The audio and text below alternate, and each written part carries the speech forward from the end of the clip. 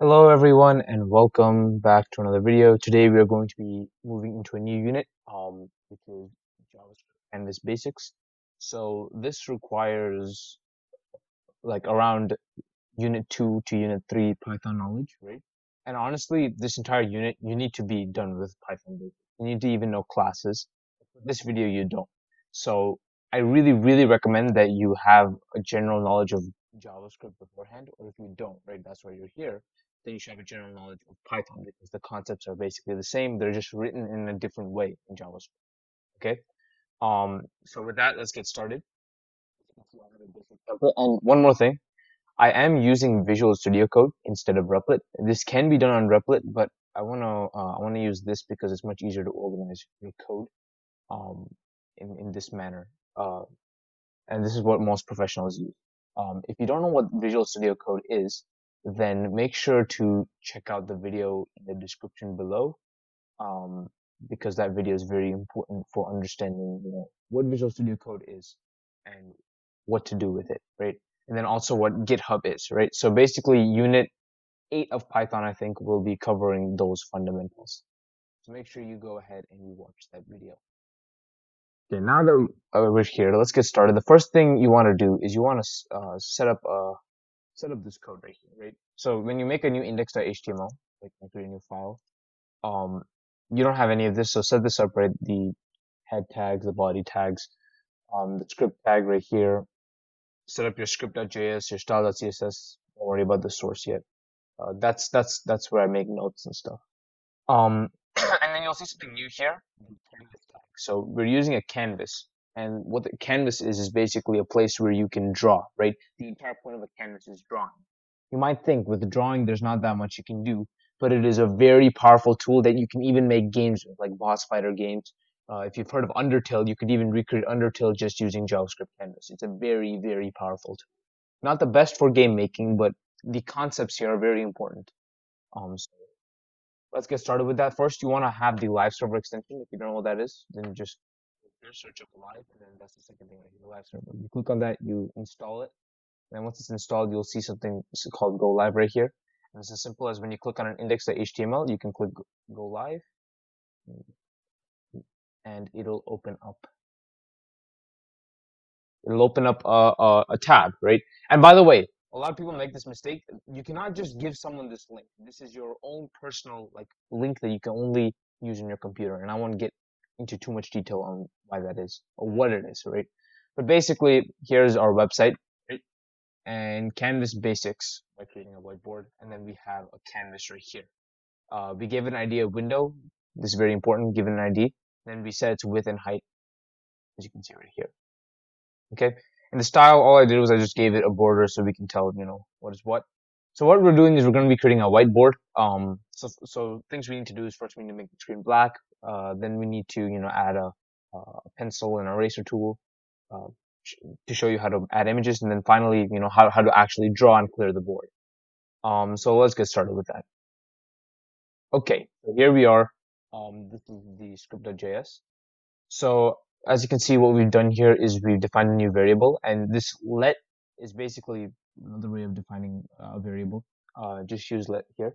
So we're letting canvas be equal to the window. We're selecting the canvas window by its ID, and then we're selecting its context, right? So basically, we can have different drawing contexts, like a 3D drawing context or a 2D context,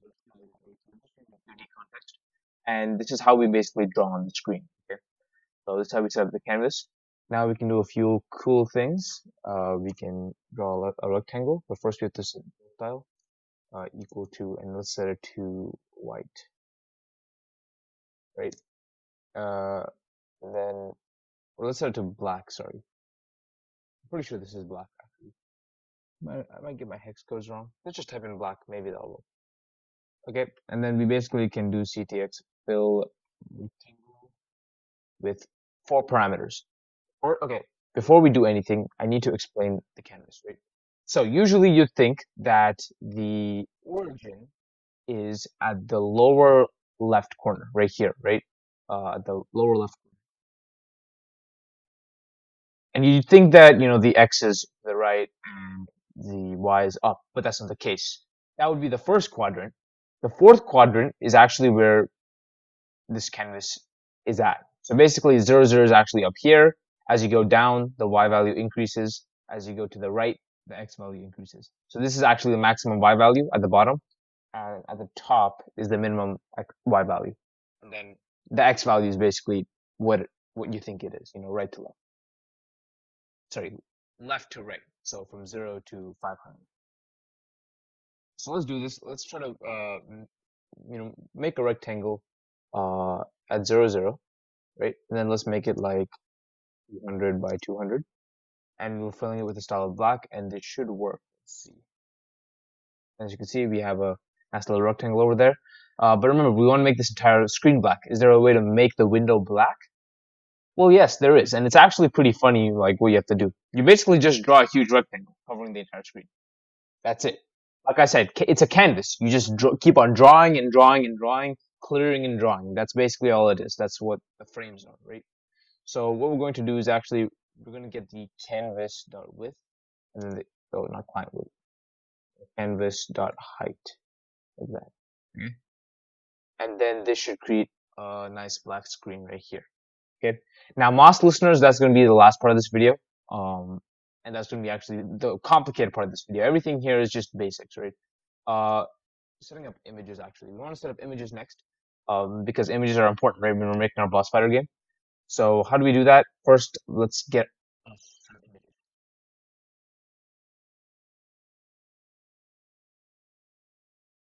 Okay, so I have some images right here. We have a marker.png, and then we have an eraser.png, right? So the marker actually doesn't do anything, right? The eraser erases the board. That's what we're trying to make it do. But I'm just adding two images to show you how it's done, right? So let's go ahead and do that. Let's say marker equals new image, right? And then var marker, sorry. And var eraser equals new image. And then we can say eraser.src equals, and then this is where it's located, right? Similar to HTML. This is pretty easy. Eraser.png, and then marker.src equals marker.png. Okay. By the way, if you're wondering how I made this transparent, I just searched up, online transparent background maker, and you drag in a JPEG and it becomes transparent. You need a white background, right?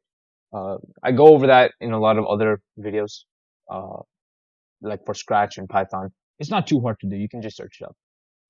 Now that we've done this, how do we actually display the image?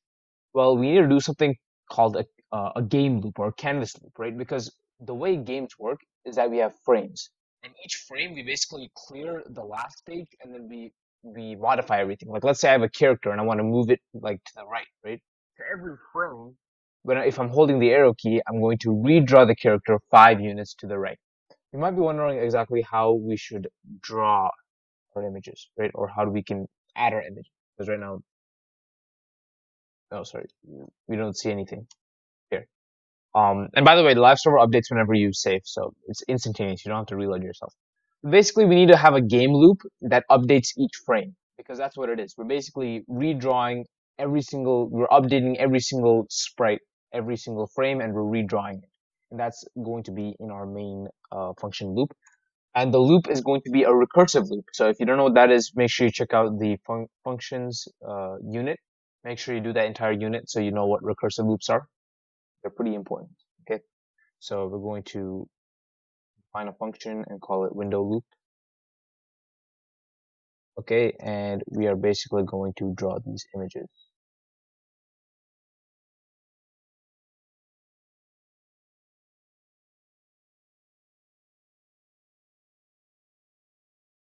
Okay, so here it is. Basically ctx.draw image, and then there's 3 parameters. So what image you want to draw and the location of the image you want to draw it in, right? So these are the locations, and then I basically request animation frame. This is important, right? What this is saying is basically, okay, now we can move to the next frame. And then we pass in the function window loop. So basically we keep on calling window loop every frame, and frames are like, depending on your device, right? Like for a decent end device is around 60 frames per second, right? When I say decent, like sometimes it's like 30 frames per second if your internet is. It's all about how good your internet connection is, how good your computer is, right? So that's the good thing about request animation frame. It scales based on the computer you're using. Now here comes the hard part, and the credits are right here.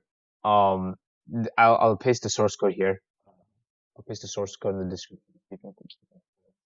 But yeah, basically we're going to be setting up mouse listeners so that we can drop this. Right now, if you actually save this. Oh, that's weird. It didn't draw. Oh, okay. So we're gonna do a very basic thing. Basically, we have to start this recursive loop, right? So window loop, we start it, and then it'll just keep on looping. See, small mistakes like that. There you go. There's the image. You might see why this is useful in a bit, right? You might be wondering, why do we have to draw the image over and over and over again? That seems like a waste of processing power. Well, let's take a look at the mouse listeners.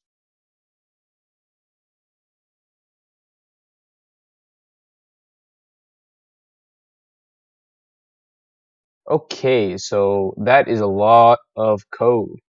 Let's break this down one by one. This is the most important part. If you don't understand what's below, that's okay. But you need to understand the concept of event listeners. These are huge in JavaScript, right?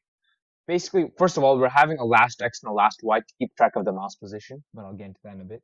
But event listeners, these are important. Like for example, we can add an event listener to see like our arrow key. Like if we click an arrow key, the canvas, once we add our event listener, always listening for an arrow key. And if we press the right arrow key, then we'll call the function, right? So like, for example, if we had uh, canvas.add event listeners, and then we had like W, right? And then using that, we'll call the move down function, or sorry, move up, because WASD, right?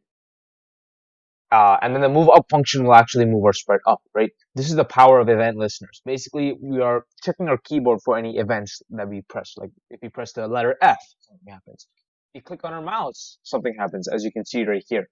We have an event listener called mouse down, and if we, you know, click our mouse down, we call the set position function. And this false is basically for other arguments within the set position. We don't need them right now. But basically, as you can see, what we're doing here is we are setting our last X and last Y position to, the last X and Y position. We're basically updating our X and Y of our mouse. It would probably be better renamed to, last mouse X. But for now, I'm just going to name it last X, right? Okay, so we have our mouse listeners right here. I'm going to explain everything one by one, okay? Basically, first of all, important thing, event listener. This basically listens for any events on our keyboard or our mouse. So if we, click the mouse down, we call this a position function. If we move our mouse, we call the draw function. We can also, like, if we click the arrow button, we move our character left, right? That's something we're going to be focusing in future episodes in this unit. But basically, event listeners are key. They are very important. They are something that Canvas uses a lot. So make sure you know this, okay? Basically, the set position function, what it does is we're basically, you know, updating our last X and last Y. We're also checking if our mouse is down. If we click on the eraser button, so what this is doing is basically our eraser button is located in this vicinity from 160 to 280, right? So from 160 right here to 280 right here. If you can't see my mouse, then my editor will show you something, right, about where it is. And then the height is from 500 to 620, right? So from up here to down here. Okay.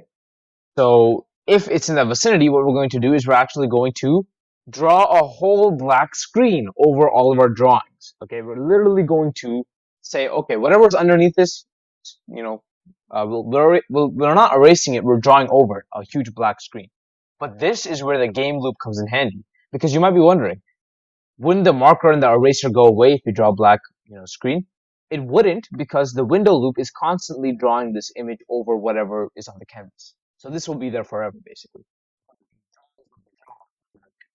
Right? So these two functions hopefully make sense to you.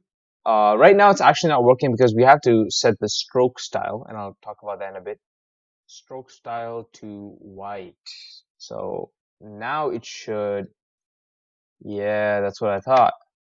Drawings look kind of nice. And then if you click on the erase button, it all goes away. But yeah, so basically stroke style. You might be wondering what a stroke is. You might be wondering how are we even drawing anything? That's the draw function. So whenever our mouse is down, we want to, so I'm clicking on my mouse right now, and then I'll be able to draw. But once I release my mouse and move around, I'm not drawing. That's because in the draw function, so as you see, we have an event listener up here with mouse move and then the draw function. And by the way, we're taking in the event. The event is the mouse, right? So event.clientX is the current mouse position. So if, and there's another thing right here, event.buttons. So again, the event here is our mouse. So if our mouse button is doing, and by the way, let me actually show you this. 0 is middle click. So you know that scrolly wheel thing that you can click? That's what 0 is. 1 is left click. 2 is right click, right? Basically, what we're doing here is we are first checking to see if we're holding down the mouse. And that's why we're checking to see if the event buttons is 1. If it's not 1, then we end the function. We return something blank. But if it is 1, meaning if we are holding left click, we start our path, right? We start our line, and this is a fundamental part, drawing lines. We move, so once we begin our path, we move to our last X and last Y, right? Once we move there, we have to update our, again, we have to update our last X and our last Y with the new position we're at. That's where we're setting the position. And then we draw the line from the last X to the new X. Well, and line 2 is basically we're setting up a stage, right, where we draw the line. And stroke is, okay, we draw the line. So this is basically the steps to drawing a line. Well, the set position event is more like to, keep track of the previous mouse position. Okay, so the draw function. First what we do is we want to check to see if we're holding the left click button. If we're not holding the left click button, we break out of the function, right? If we are, then we basically draw the line. And this is how you draw the line. We basically begin our path, we move to the last X and last Y. Then we update our last X and our last Y to make it, the current X and Y. So now we have a start point, we have an end point, we draw a line through it using these two functions. Okay. If you didn't understand that, play around with the numbers a bit, and hopefully it'll make sense to you. And by the way, the credits are right here, and I'll paste the source code as well. So this is how you basically draw. So we're setting the position, right? If we put our mouse down, we're setting our position. Once we put our mouse down, we can move around. And if you ever want to erase, we have this part right here that's checking if we're within a rectangle. If we click within this rectangular area where the eraser is, we erase the entire screen. Is very confusing actually, right? And we probably will have to play around with it. And you might be wondering, why do we have this? Well, let's erase it and see what happens. Oh, what? If you can't see my mouse, basically, I'm literally like my mouse is on the upper left corner, and I'm drawing like over there, as you can see. The reason for that is because it's actually tracking the entire window, and it's not tracking the canvas. So I had to manually check to see, how much we should shift our drawings to. And now if we reload this, uh, it's pretty much drawing exactly where my cursor is. This was confusing. If you have any questions, please ask in the YCW chat, right? I hope you enjoyed or learned something from this episode, and I'll see you in the boss fight, which will be much more intuitive. I'll explain in much more detail. This is just the basics, right? I don't expect you to understand right now. Good luck. I'll see you.